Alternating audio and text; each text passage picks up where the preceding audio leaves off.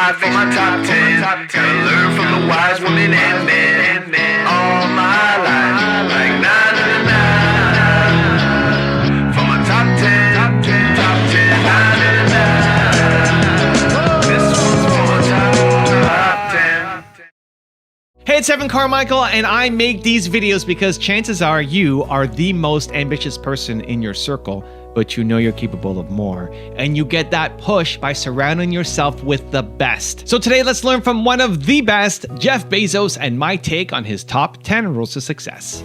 Enjoy. Okay, let's kick it off with rule number 1, minimize regrets. When I'm 80, now 90, I want to have minimized the number of regrets that I have in my life. And most of our regrets are acts of omission. They're things we didn't try. It's the path untraveled. Those are the things that haunt us. Rule number 2, think long term. What do you say to employees when you obviously have some traders in the stock who are not happy and suddenly the stock is down 25% after a quarter? Well, since 1997, at almost every all-hands meeting, we have 2 all-hands meetings a year. At almost every all-hands meeting, I remind employees that, if the stock is up 10% this month, don't feel 10% smarter, because when the stock is down 10% some month, you're going to have to feel 10% dumber, and it's not going to feel as good.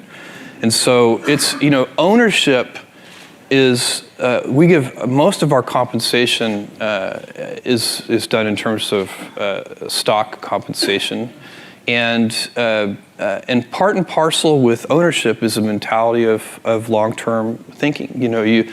Owners think longer term than renters do.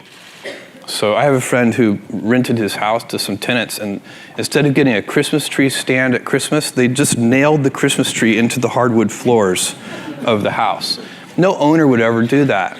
But sometimes that's a bad tenant. They're good tenants, but that's a bad tenant. And it's because, this is the same old thing about, nobody ever washed a rental car. And you take better care of the things that you own. But one of the responsibilities of ownership, and definitely deep inside the Amazon culture, is to think about the fundamentals of the business and not the daily fluctuations in the stock price. There's no information in it. Rule number 3, listen to your customers. You shop on Amazon, and if you have something, the service you don't like. Yeah. So do you just pick up the phone, call your team of 700,000 people, and tell them, I don't like this, change this, or... You know what I do? So I don't do this, it doesn't happen that often, but if I get a delivery that I don't like, maybe I don't like the way it's packaged or something, we have regular meetings of the senior executive team, and I bring the box to the meeting. And when I walk in, I haven't done this in a while, it's been a while, but when I bring in a box, everybody in the room is like, oh no, he's bringing in a box, because it's always some problem. But really the way I get feedback is primarily from my email address is very well known, and I keep it well known. And I get hundreds and hundreds of emails every day from customers, and they always have something interesting to say when something goes wrong, because we have hundreds of millions of customers around the world, and no matter how good we are, we can still be better. You can always be better. Customers have a divine discontent, and they teach you if you listen to customers. So we watch for that, and we see patterns, and we can find places where it's not working, something's going wrong, and that's really how I get the feedback, is from customer input. And often, in all caps, angry, you ruined my child's birthday because the gift didn't show up on time. And we take that, and what you really want to do is you take that, it's an anecdote, it's a single example, but you need to find the root cause. What went wrong deep inside the system? How did this happen? Because then you can fix it for everyone, so that particular problem will never happen again. You don't just fix the symptom, you have to fix the root cause. And that's been the secret to our operational success for 20 years. Rule number 4, empower others. What I want to achieve with Blue Origin is to build the heavy lifting infrastructure that allows for the kind of dynamic entrepreneurial explosion of thousands of companies in space that I have witnessed over the last 21 years on the internet.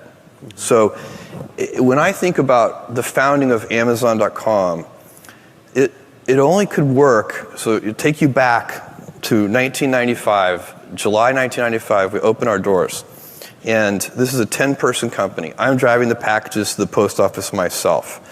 And we were sitting on a bunch of heavy lifting infrastructure. Otherwise, a tiny company could never have started Amazon.com. You couldn't do it. For example, there was already a gigantic logistics network called the US Postal Service and UPS and FedEx. That would have been tens of billions, actually hundreds of billions of dollars of capital that you would have had to have laid out if you had to build a logistics network. We didn't have to do that. It existed. That heavy lifting was already done. The internet itself was sitting on top of, at that time, the long distance phone network. Again, tens of billions, hundreds of billions of dollars of capital put in place for long distance phone calls, but repurposed for the internet.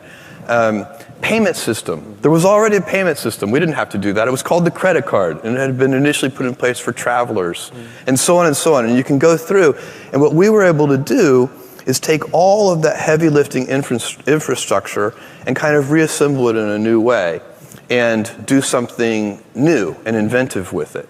And that's one lens through which you can view the founding of Amazon.com. In space today, that is impossible. On the internet today, you know, two kids in their dorm room can reinvent an industry. That's how it could, because the heavy lifting infrastructure is in place for that. Today, two kids in their dorm room can't do anything interesting in space. You know, you could build a CubeSat. There's not that much interesting about CubeSats. And that may change, but right now, there's just, there are certain laws of physics and certain things you need size for, and things need to be big. We need to be able to put big things in space at low cost. And so, if I'm 80 years old and I can say to myself that Blue Origin did the heavy lifting, you know, I'm using my Amazon winnings to do a new piece of heavy lifting infrastructure, which is low cost access to space. The vehicles have to be reusable. You can't throw them away. Throw away space vehicles every time, you're never going to lower the cost. So we're trying to lower the price of admission into space so that thousands of entrepreneurs can then do amazing, surprising things. Nobody in 1995, so it's not that much. Just nobody in 95 predicted travel. Snapchat. Right. You know, I can't predict for you what amazing entrepreneurs, brilliant, amazing entrepreneurs will do in space. But I know if I give them low-cost access to space, some brilliant, 22-year-old is going to figure it out. It's one of those things about what companies get sustainable. It's those that provide platforms upon which others can build. Amazon does it, empower others, empower others to do things. So AWS is like that. Kindle Direct Publishing is like that. Our third-party selling business is like that. Fulfillment by Amazon is like that. Every time you figure out some way of providing tools and services that empower other people to deploy their creativity, you're really onto something. Also, if you want to have more self-belief and more self-confidence, I've created a special free program where every day for the next 254 days, I will send you an unlisted video to help you boost your self-belief and self-confidence. The link to join for free is in the description below. If everything has to work in 2 to 3 years, then that limits what you can do. The stress primarily comes from not taking action. For me, I've seen small things get big, and it's part of this day one mentality. I like treating things as if they're small. Rule number 5, build a strong company culture. My opinion is that I can do some things that Amazon would be hard for other people to do only because of my history with the company.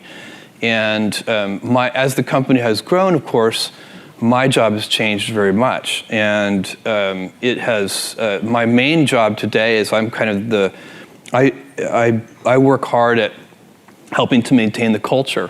A culture of high standards, of operational excellence, of inventiveness, of willingness to fail, willingness to make bold experiments. I'm the counterbalance to the institutional no who can say yes. But I won't, I'm not going to be here forever. Amazon is a really many of the traits that make Amazon unusual are now deeply ingrained in the culture. In fact, if I wanted to change them, I couldn't. If I decided tomorrow that I wish Amazon did less pioneering and more close following, I couldn't do it. The culture cultures are self-reinforcing, and that's a good thing. The people who come to the company, we get sometimes people come to the company and they find Amazon very boring because we don't have enough, competitive zeal. We don't wake up. Some annual planning processes in some companies literally start with who are our 3 biggest enemies, and then here's how we're going to hold them at bay or defeat them. And we don't have such a list at Amazon. It's not how our annual planning process works. And so, but if you're, on the other hand, if you're the kind of person who gets up in the morning and says, in the shower time, what can we invent for customers and what can we do differently and how can we improve that experience and so on, then it's going to be a playground. I still run into work, by the way. I took my family on vacation to France, my wife's extended family. There were about 20 of us. And we had an unbelievably good time. Great food, everything. We were there for a week. I got back to Seattle and I ran into the office. I'm having so much fun. Rule number 6, lean into the future. As number 1 on the list, we were talking to Steve Case yesterday, and he had been number 1, and a couple of years later, he was not on the list. Well, you're making me really nervous. No, don't be nervous. Just tell me what could happen that would do that to you and Amazon, and how do you prevent that? Do you worry it could all come unraveled? Well, I kind of have this experience kind of already happened to me because you put me on the cover of Time Magazine as Person of the Year in 1999, and about a year later, the internet bubble burst. I think Amazon stock went from $113 a share to $6 or something like that. So these things happen. The thing for companies is you need to be nimble and robust. So you need to be able to take a punch, and you also need to be quick and innovative and doing new things at a high speed. That's the best defense against the future. And you have to always be leaning into the future. If you're leaning away from the future is going to win every time. Never, ever, ever lean away from the future. Rule number 7, experiment. To be innovative, you have to experiment. If you want to have more invention, you need to do more experiments per week, per month, per year, per decade. It's that simple. You cannot invent without experimenting. And here's the other thing about experiments, lots of them fail. If you know it's going to work in advance, it is not an experiment. And what happens in big organizations, Amazon's a big organization now too, the Air Force is a big organization, is that we start to confuse experimentation with operational excellence. So operational excellence is one of our 4 key principles at Amazon. We're building a fulfillment center. We've built over 150 large fulfillment centers around the world now. We know how to do that. That is not an experiment. If we build the 151st fulfillment center and screw it up, that's just a failure. That's not the kind of failure we're seeking. We want failures where we're trying to do something new, untested, never proven. That's a real experiment, and they come in all scale sizes. Rule number 8, focus on customer obsession. There's your completely massive and globally dominant commerce business, first party and third party. There is AWS, Amazon Web Services, which came out of nowhere and is now massive. You're in the hardware business, including Echo and Kindle and the phone, grocery delivery, payments, TV shows. You're now making TV shows, advertising. Jeff, how can you possibly do all of that? You're exhausting me. How can you possibly do all of that and do it okay? Even okay, let alone good. So I think one way to think about this is, what are you really focusing on? So, I'm focusing on those things that I think make Amazon unusual. Genuine customer obsession. So like every single thing you just mentioned, when our senior executives sit down and review those programs, they're looking for customer obsession. Rule number 9, diversify. The question was, why did we expand into things like electronics, tools, and kitchen since those businesses are not today profitable? And the answer is that, that it increases our addressable market size, so we can ultimately build a much larger company by entering into those new product categories. And second, while it's true that those new categories, which are only 3 years old, and by the way, electronics, tools, and kitchen is now a $600 million business at Amazon.com, which makes it one of the largest, on a standalone basis, it's probably in the top 4 or 5 e-commerce companies anywhere in the world. So that business is growing and growing very rapidly. And it has one of the big advantages it has a huge audience of early adopters, which is why companies like Segway choose us as the exclusive launch platform for products like that, because really early adopters are the kind of people who buy stuff like this. So it's, but that business ultimately will be, electronics in particular, in my opinion, will be our largest, most profitable business one day. When you start a new business, there are certain fixed costs that come along with starting that business. And then the business has to reach enough scale so that the profit from the business, the variable profit, can cover those fixed costs. There's no sidestepping that, and it's just a simple investment issue. And rule number 10, the last one before a very special bonus clip, is have fun.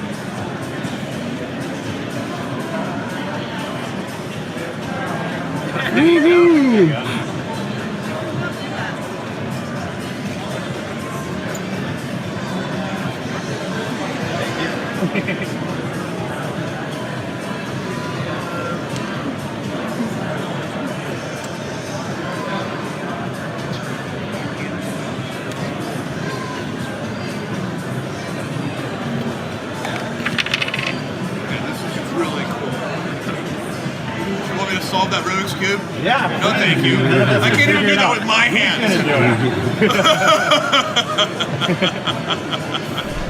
Now I've got a special bonus clip that I think you're going to enjoy. But before that, it's time for the question of the day. I want to know, what was your single biggest takeaway from this video? And what is your specific plan of action for the next week? When you just watch a video and get motivated by it, you have a 35% chance of following through. But when you get motivated and then create a specific plan of action, you have a 91% chance of following through. That's what we do here, Believe Nation. We get motivated, but then we do something about it. And when you commit to other people, you increase your chances even further of following through. So, what was your biggest takeaway from this video? And then what is your plan of action around it for this week? Put it down in the comments below, because I want to celebrate you. The best advice I can give somebody is do something that you think is interesting and let the waves catch you. You know, something that I see people do, which I don't think is a good idea, is they try to chase the current thing. I saw this so much in 1997 and 1998, 1999 with respect to the internet. There were, you know, in 94 and 95 and 96 and 97, mostly the people who were, you know, the kind of the earlier you get, the more true this is, but, you know, the people who were sort of looking at this space and starting companies were genuinely interested in it. They thought it was really cool. By the time you got to 1999, like doctors were stopping, you know, like, screw that doctor thing. I'm going to start a .com company, you know, and so that really made no sense whatsoever. You know, people were sort of abandoning the things they were genuinely interested in, trying to catch a wave. And whenever you try to catch a wave, you're almost always too late. So it's better to just, I mean, if you're paddling after it, you basically have to wait in place and let it come to you.